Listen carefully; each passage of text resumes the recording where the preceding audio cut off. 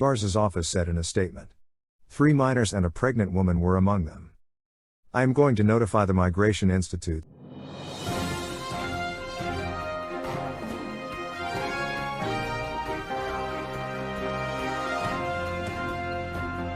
Latest breaking news today.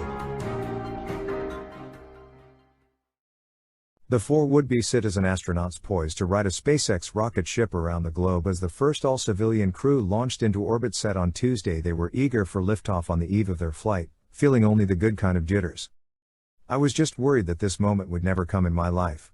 Let's get going, let's do it, said Son Proctor, 51, a geoscience professor, artist and lifelong space enthusiast who was a 2009 finalist in NASA's astronaut candidate program before she was cut.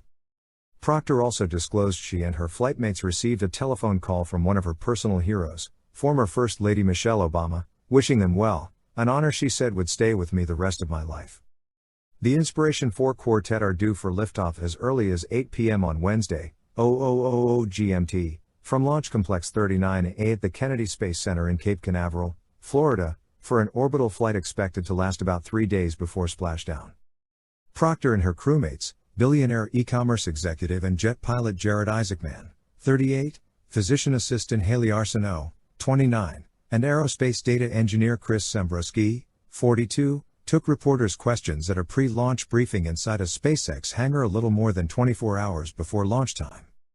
Behind them, visible in the distance through the hangar's open doors, stood the SpaceX Falcon 9 rocket and Crew Dragon capsule designed beyond the inaugural astrotourism flights made this summer by SpaceX rivals Virgin Galactic, SPCE, and Blue Origin, which carried their respective billionaire founders, Richard Branson and Jeff Bezos, along for the ride.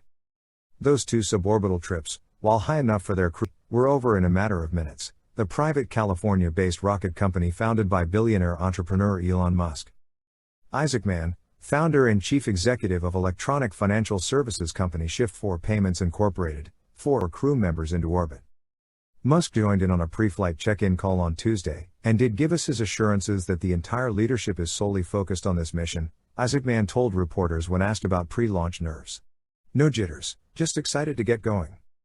Arsenault, a childhood bone cancer survivor who now works with young lymphoma and leukemia patients at St. Jude Children's Research Center in Memphis, Tennessee, which the Inspiration 4 mission was designed largely to promote, said she was just so excited. Any jitters are the good kind, she added. I'm just waiting for tomorrow to get here. Joining Tuesday's event was at least one retired NASA astronaut, Catherine Katie Coleman, 60, a veteran of 2 space shuttle missions who spoke up to wish the Inspiration 4 crew well, telling them, "We want to welcome you to the family."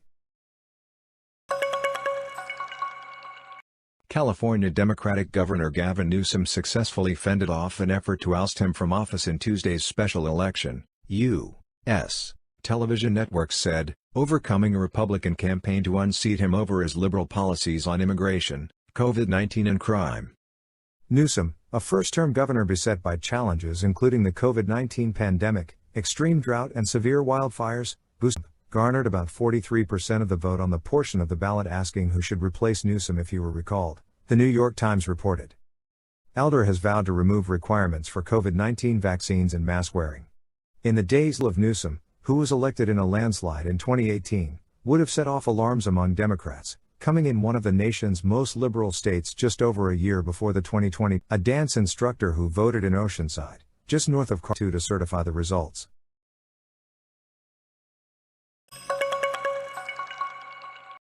Macau casino operator stocks plummeted by as much as a third on Wednesday, losing around $14 billion. City's gaming law spooked a Hong Kong market already slammed hard into the red by a broad Beijing regulatory crackdown and property that has sliced hundreds earlier, but the foreign nationals had to be rescued in a remote area by the road between Meituala and the regional capital. Arturo Garza Herrera, the Attorney General of the state, said it transferred to the city of San Luis Potosi. Some Venezuelans were among them, Garza's office said in a statement. 3 minors and a pregnant woman were among them.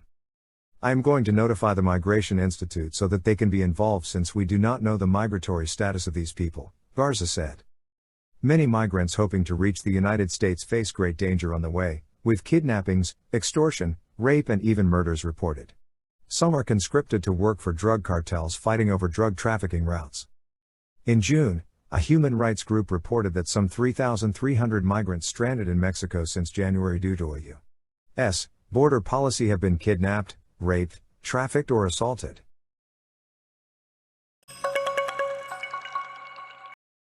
The Taliban have denied that one of their top leaders has been killed in a shootout with rivals, following rumors about internal splits in the movement nearly a month after its lightning victory over the Western-backed government in Kabul. Salil Shaheen, a Taliban spokesman, said Mullah Abdul Ghani Baradar, former head of the Taliban political office who was named deputy prime minister last week, issued a voice message Reuters could not immediately verify the footage. The denials follow days of rumors that supporters of Baradar had clashed with those of Sirajuddin Haqqani, head of the Haqqani network that is based near the border with Pakistan, and was blamed for some of the worst suicide attacks of the war. The rumors follow speculation over possible rivalries between military commanders like Haqqani and leaders from the political office in Doha like Baradar, who led diplomatic efforts to reach a settlement with the United States. The Taliban have repeatedly denied the speculation over internal divisions. Baradar, once seen as the likely head of a Taliban government, had not been seen in public for some time and was not part of the ministerial delegation which met Qatari Foreign Minister Sheikh Mohammed bin Abdul Rahman Al Thani in Kabul on Sunday. The movement's supreme leader, Mullah Hibatullah Akhundzada, has also not been seen in public since the Taliban seized Kabul on August 15, although he issued a public statement when the new government was formed last week. Speculation over Taliban leaders has been fed by the circumstances surrounding the death of the movement's founder, Mullah Omar, which was only made public in 2015, 2 years after it happened, setting off bitter recriminations among the leadership. Britain will begin a broad-based COVID-19 vaccine booster program for those older and more vulnerable adults soon as Prime Minister Boris Johnson's government relies on vaccines rather than further lockdowns to navigate a bumpy winter. British have recommended all vulnerable people, frontline health staff and those aged over 50 be offered a booster shot, starting with the oldest and most vulnerable. Johnson hopes that the booster program, which is being undertaken on a precautionary basis without firm evidence about its likely impact, will mean that hospitals can bear the burden of winter without the need for another lockdown. But Health Minister Sajid Javid said a Plan B, involving mandatory vaccine certificates in some settings, mandatory mask wearing and asking people to work from home, was being held in reserve. Vaccinations for health workers were likely to be made compulsory, he said. Booster doses are an important way of keeping the virus under control for the long term, Javid told Parliament, saying the program would begin next week. We have prepared a Plan B of contingency measures that we can call upon only if they are needed and supported by the data. The government's 30-page winter strategy cautioned that the Plan B could be implemented at short notice. The Joint Committee on Vaccination and Immunizations, JVCI, recommendation of a third dose 6 months after a second shot, paves the way for a broad revaccination program in Britain, which has one of the world's highest death tolls from COVID-19. Britain is also currently recording the second highest number of new infections after the United States. A booster program is being launched in the United States this month, with the likes of Israel, Ireland and Italy also moving ahead with booster shots. British officials said protection from 2 doses of vaccine beyond 6 months was uncertain and that boosters would prevent illness and deaths from COVID-19 over the winter, but did not say whether the extra shots would lower transmission rates. We're not past the pandemic. We know this winter could quite possibly be bumpy at times, England's Deputy Chief Medical Officer Jonathan Van Tam told reporters. It's better to be preemptive and to be prepared and plan for the worst possibilities. Britain has officially recorded 134,000 COVID-19 deaths, and more than 7 million cases.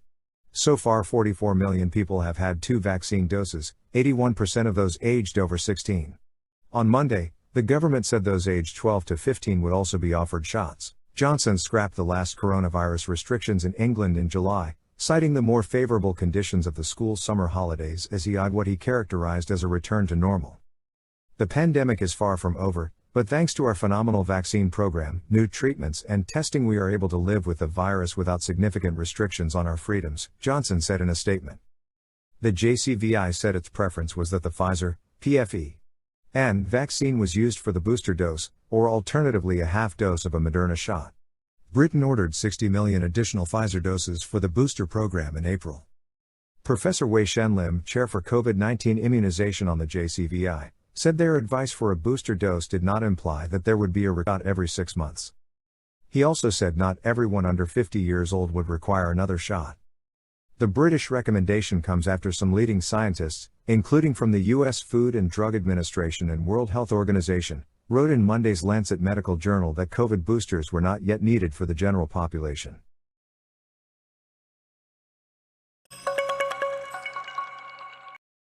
Amazon hiked its average starting wage to $18 per hour on Tuesday and said it plans to hire more than 125,000 warehouse and transportation workers in the United States. Reuters exclusively reported the news earlier on Tuesday. The world's largest online retailer also said it would pay a sign-on bonus of $3,000 in some locations, and the hourly wage could go up to $22.50.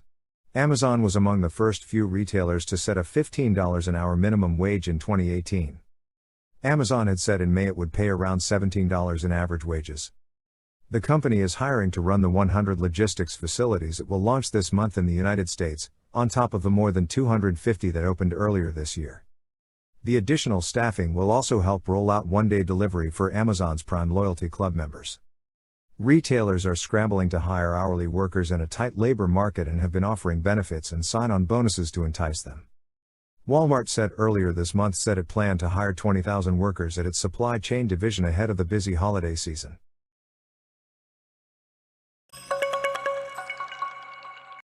When the coronavirus pandemic struck Malaysia, Syahrul Hisham Baharudin, like many others working closely with people, soon lost his work as an entertainer who juggled and sometimes dressed up as a clown. But rather than give up, the 43-year-old from Taiping, in western Malaysia found a new way of using his skills, disinfecting people's homes while wearing his clown's outfit. For his new role, he adapted the smoke machine he had used at parties to become a disinfection device, while providing some extra cheer by entertaining children in his clown outfit, completed by a surgical mask with a painted-on red nose and smile. Since children cannot go out or go to the mall and they are spending more time at home, maybe they too are feeling stressed, said Syahrul Hisham, who has become known locally as the Fogging Clown. So with this kind of appearance, maybe I can entertain them and cheer them up, while disinfecting their house, he added. After cleaning their homes, Syahrul Hisham will usually spend time with his clients' children, making them laugh by creating animal-shaped balloons and taking photographs together. His antics soon went viral online, with clients praising him for bringing some much-needed fun to their homes during a difficult time. Malaysia, which has reported nearly 2 as well as a disc jockey, before lockdowns put a stop to large gatherings. Now, he gets an average of 3 orders a week to disinfect homes, malls and shops. Fogging services like this are provided everywhere now, but my style is different, he said.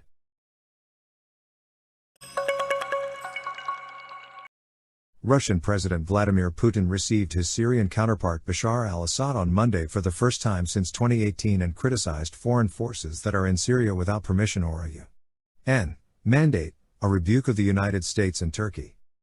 Putin is Assad's most powerful ally in the decade-long Syrian conflict. His deployment of Russia's Air Force in 2015 helped to turn the tide in Assad's favor, allowing him recover most of the territory lost to insurgents. However, Turkish forces are now present in much of the north. Forces are supporting Kurdish-led militias who control parts of the east and northeast. Assad, who has also been assisted by Iran during the conflict, has made few trips abroad since the war began in UN mandate, which clearly runs counter to international law, the Kremlin said on Tuesday. This undermines your ability to use your best efforts to consolidate the country and promote recovery at a pace that would have been possible if a legitimate government controlled the entire country. The Syrian state views the U.S. and Turkish forces as occupiers, while Russian forces and Iranian-backed militias are there at the government's invitation. Terrorists sustained very serious damage, and the Syrian government, headed by U.S., controls 90% of the territories, Putin said, according to the Kremlin. However, according to other assessments, he holds less than this. Issuing its latest report on Syria on Tuesday, the UN Commission of Inquiry put the portion under Assad's control at just 70%. Its latest report documented increased violence, fighting and rights violations in the year to the end of June, including arbitrary detention by government forces. It said Syria was unsafe for refugees to return to. The meeting with Assad on Monday was Putin's last public engagement before he announced on Tuesday that he was self-isolating as a precaution after several members of his entourage fell ill with COVID-19. Assad and his wife both recovered from COVID-19 earlier this year. The Kremlin said Assad had thanked Putin for providing humanitarian aid and for his efforts to halt the spread of terrorism.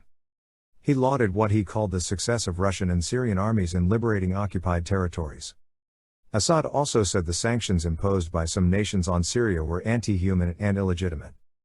The United States tightened sanctions against Syria last year, saying it wanted to force Assad to stop the war and agree to a political solution. The Syrian state news agency Sana said the two leaders had discussed cooperation between their armies in combating terrorism and completing the liberation of the land that is still under the control of terrorist organizations.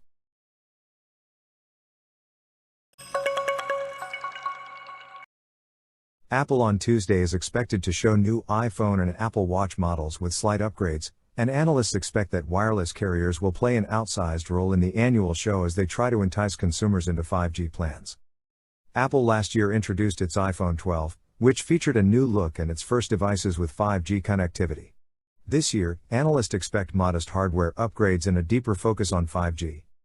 In particular, carriers such as AT&T, Verizon Communications and T-Mobile that have significantly built out their networks since the start of this year are likely to offer new incentives around the devices that can take advantage of the faster speeds those networks can offer, said Ben Badgerin, head of consumer technologies at Creative Strategies.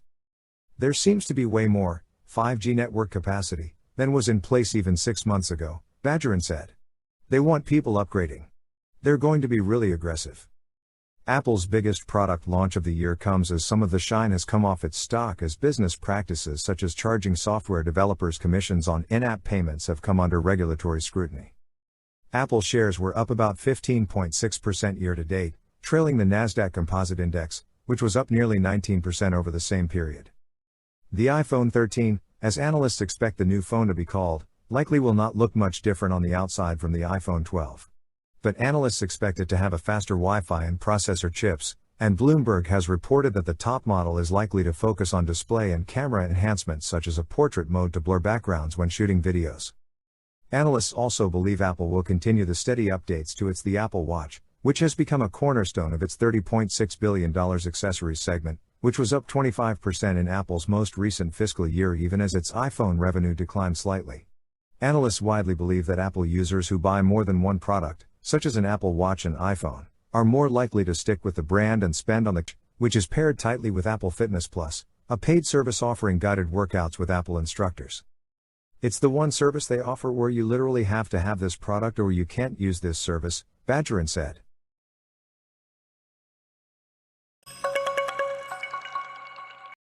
Britain's Health Secretary Sajid Javid signaled on Tuesday that a requirement for expensive PCR tests for COVID-19 for international travelers arriving in Britain would be dropped in favor of cheaper lateral flow tests.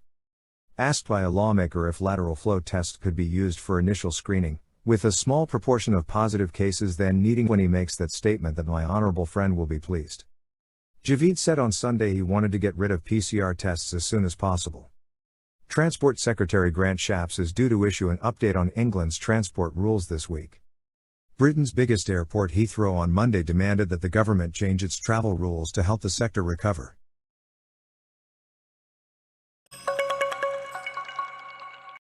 China Evergrande is teetering between a messy meltdown with far-reaching impacts, a managed collapse or the less likely prospect of a bailout by Beijing for what was once the country's top-selling property developer. In 1996, Evergrande has epitomized China's freewheeling era of borrowing and building, but with liabilities of nearly 2 trillion yuan, $305 billion, its possible collapse looms as one of China's largest for years.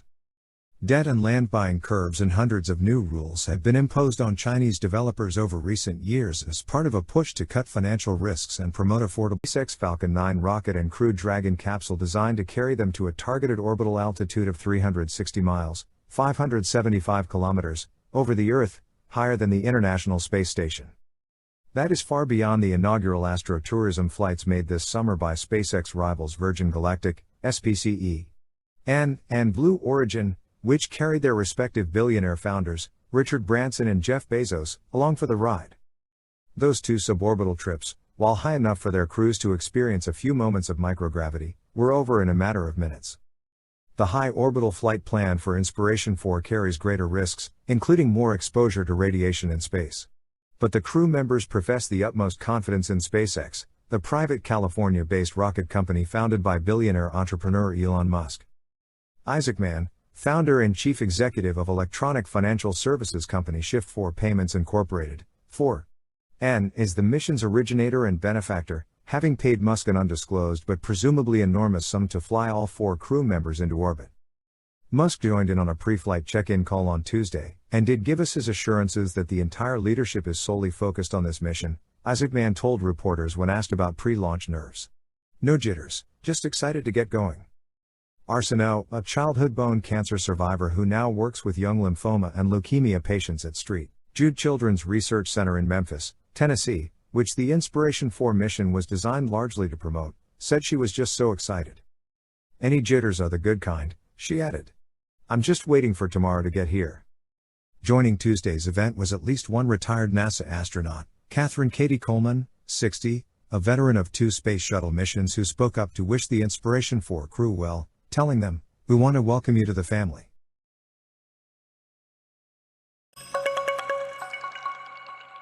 California Democratic Governor Gavin Newsom successfully fended off an effort to oust him from office in Tuesday's special election, U.S. television networks said, overcoming a Republican campaign to unseat him over his liberal policies on immigration, COVID-19 and crime. Newsom, a first-term governor beset by challenges including the COVID-19 pandemic, extreme drought and severe wildfires, boosted turnout among Democrats with a flurry of late campaigning and overcame the move by Republicans to recall him. I'm humbled and grateful to the millions and millions of Californians that exercise their fundamental right to vote, Newsom said in a victory speech Tuesday night in the state capital of Sacramento.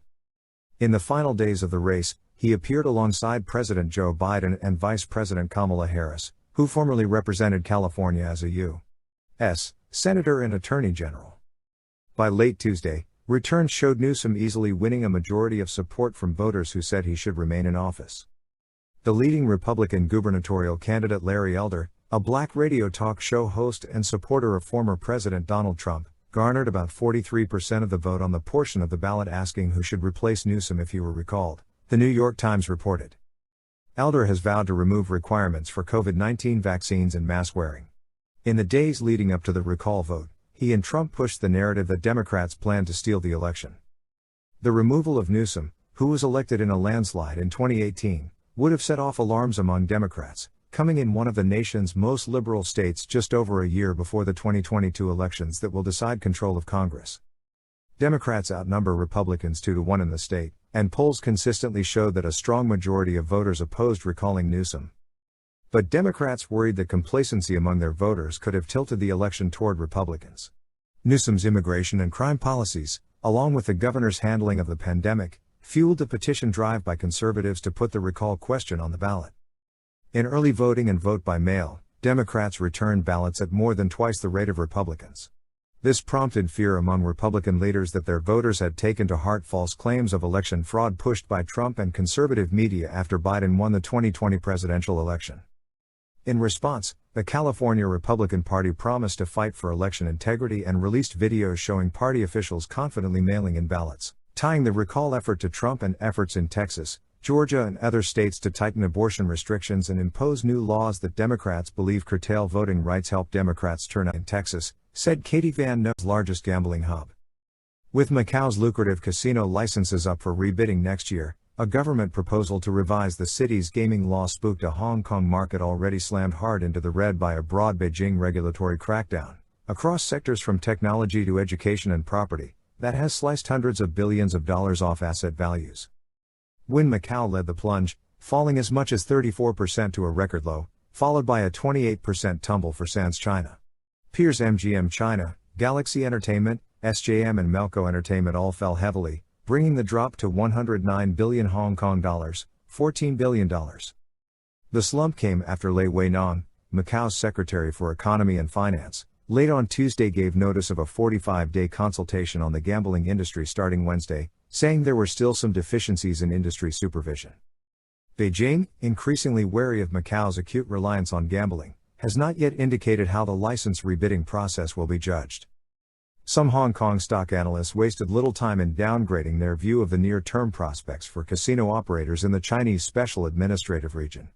All are required to rebid for licenses when current permits expire in June 2022.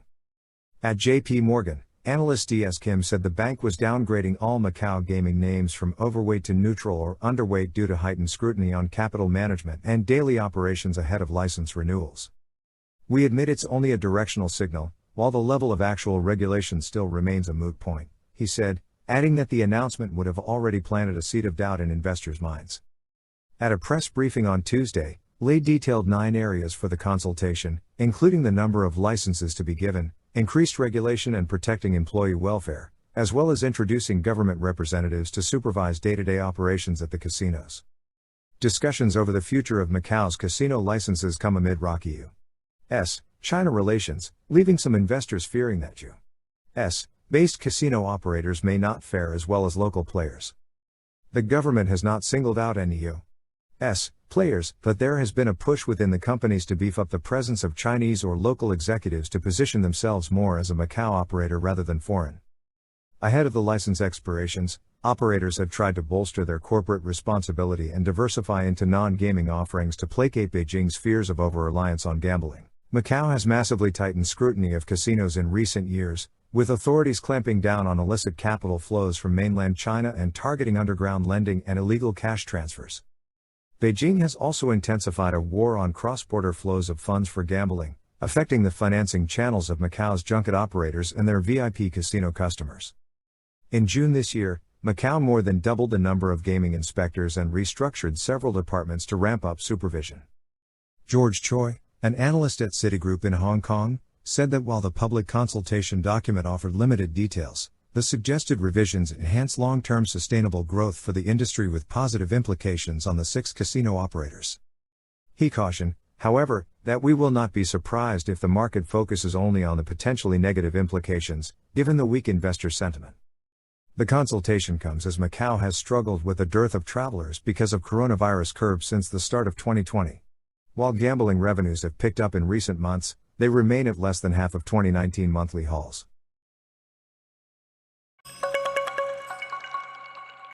North Korea fired a pair of ballistic missiles off its east coast, South Korea's Joint Chiefs of Staff said on Wednesday, days after testing a long-range cruise missile.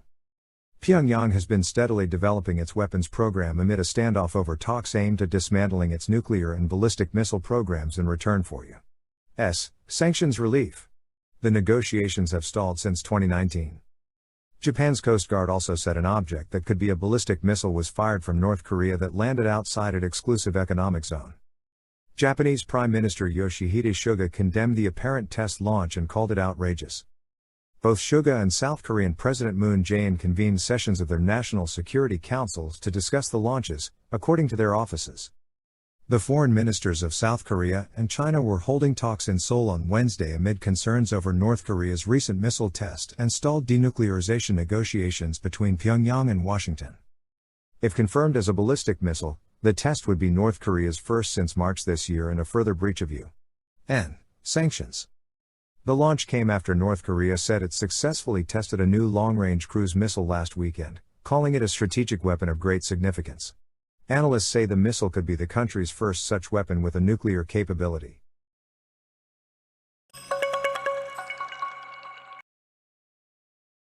Mexican authorities rescued on Tuesday 22 foreigners, most of them Cuban and Haitian, who were earlier in the day kidnapped when gunmen stormed a hotel in the central state of San Luis Potosi, the region's attorney general said. The gunmen also kidnapped 16 Mexicans when they ransacked the Sol y Luna Hotel in Matehuala, about 195 kilometers, 120 miles, north of the city of San Luis Potosi, the regional capital. The Mexicans were released earlier, but the foreign nationals had to be rescued in a remote area by the road between Matehuala and the regional capital, Arturo Garza Herrera, the Attorney General of the state, said in a statement. The foreigners were due to be transferred to the city of San Luis Potosi to be fed and to get medical help. Garza's office did not give any details of the rescue or say if any of the foreigners were injured. While most of the rescued foreigners were Haitians and Cubans, earlier there were reports that some Venezuelans were among them, Garza's office said in a statement. 3 minors and a pregnant woman were among them. I am going to notify the Migration Institute so that they can be involved since we do not know the migratory status of these people, Garza said. Many migrants hoping to reach the United States face great danger on the way, with kidnappings, extortion, rape and even murders reported. Some are conscripted to work for drug cartels fighting over drug trafficking routes. In June, a human rights group reported that some 3,300 migrants stranded in Mexico since January due to a U.S. border policy have been kidnapped, raped, trafficked, or assaulted.